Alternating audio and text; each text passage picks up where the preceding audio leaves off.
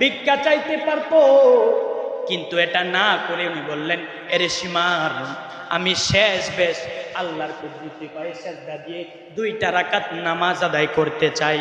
সীমার বলল, ঠিক আছে, নামাজ আদায় করো। এবার ইমাম হুসাইন রাদিয়াল্লাহু তাআলা আনহু নামাজ শুরু করে দিল।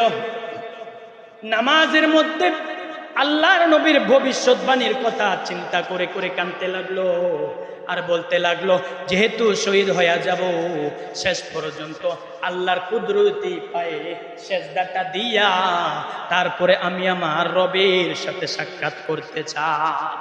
এ মুসলমান, ওই অন্তিম মুহূর্তে, মর্মান্তিক মুহূর্ত, ইমাম হুসাইন রাদিয়াল্লাহু তাআলা আনহু নিজের রবের দরবারে সেজদা দিয়ে তারপরে মারা গেছে। আর আমরা সেই হুসাইনি মুসলমান আজকে কি করতেছি?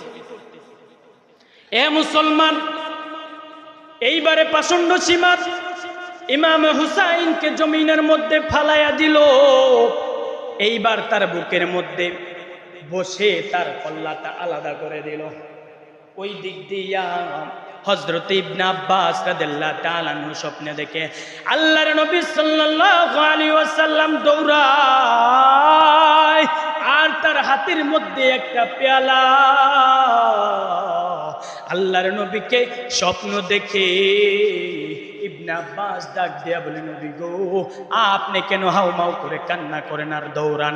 আল্লাহর নবী ইবনে আব্বাস বলে, শুনো ও ইবনে আব্বাস, তুমি জানো নি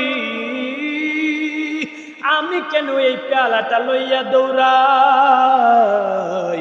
কারবালার প্রান্তরে খবর লইয়া দেখো, ওই প্রান্তরের মধ্যে আমার নাতিকে বেঈমানরা শহীদ করে দিছে। আরে ইবনে আব্বাস, জানো নি এই পেয়ালাটার রক্ত কেন জমাইবো?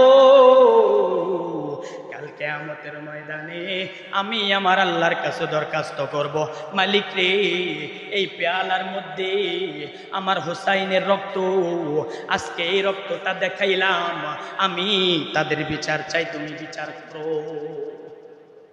তখন রক্তে লাল হয়ে গেল। এজন্যই তো বলে, রক্তে লালে লাল হইল কারবালার ময়দান। হায়রে, রক্তে লালে লাল হইল কারবালার ময়দান। শহীদ হলো ইমাম হুসাইন নবীর জানের জান, শহীদ হলো ইমাম হুসাইন নবীর জানের জান। রক্তে লালে লাল হইল কারবালার ময়দান। ও মুসলমান,